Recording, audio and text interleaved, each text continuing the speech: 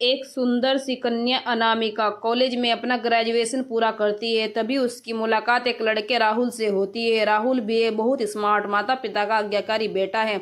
दोनों एक दूसरे को पसंद करने लगते हैं। दोनों का ग्रेजुएशन पूरा होता है। राहुल अपने शहर में जॉब करने लगता है और लड़की भी एक अच्छी जॉब कर रही है। दोनों ने निर्णय लिया कि अब माता पिता से शादी की बात करने का वक्त आ गया है। लेकिन परेशानी यह है कि दोनों की कास्ट अलग अलग है। अनामिका ब्राह्मण है और राहुल राजपूत। राहुल के समाज में दहेज बहुत जरूरी है, जो कि नगद में होता है। उसके अलावा कई तरह के गिफ्ट्स और गहने की भी मांग की जाती है। राहुल ने अनामिका को यह स्थिति स्पष्ट की और कहा, घर वालों को मनाओ, अगर तुम ये सभी मांगे पूरी करवाती हो तो मेरे माता पिता तुम्हें पलकों पर बैठाएंगे। अनामिका ने अपने माता पिता से यह बात कही।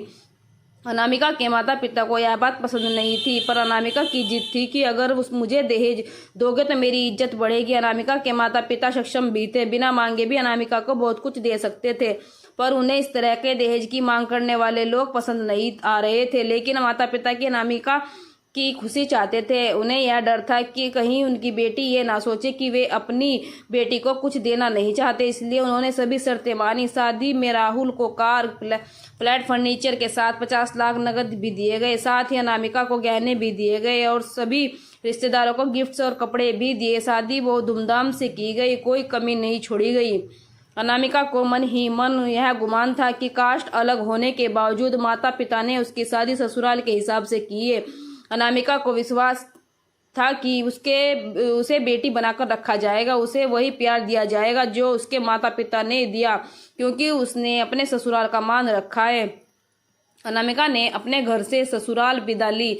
ब्राह्मण कन्या राजपूत घर की बहू बनी। ससुराल में बहुत ज्यादा प्रथा थी। बहू को मनचाहा खाने तक की स्वतंत्रता नहीं थी। कितनी भी भूख क्यों ना हो, घर की बहू सबके खाने के बाद ही खाएगी। यहाँ तक कि उसे घर के पुरुषों के सामने बैठने तक की इजाजत नहीं थी। अनामिका ने इस बात पर ऐतराज दिखाया, पर उसकी किसी ने ना सुनी। राहुल ने भी यह बोलकर मुंह फेर लिया कि यह तो परंपरा है। अनामिका को जो गुमान था वो धरा का धरा रह गया। उसे अपने माता पिता की बात याद आई, जब उन्होंने समझाया था वह उनसे बहुत लड़ी थी। उसने ससुराल में बात करने का फैसला किया। अनामिका ने अपने सास ससुर और पति से बात की, लेकिन उन्होंने नहीं सुनी और उसे बहुत बेरहमी से पीटा गया। अनामिका ने कभी ऐसा व्यवहार नहीं देखा था। उसे जिस लाए हुए दहेज पर घमंड था वह चूर चूर हो गया था।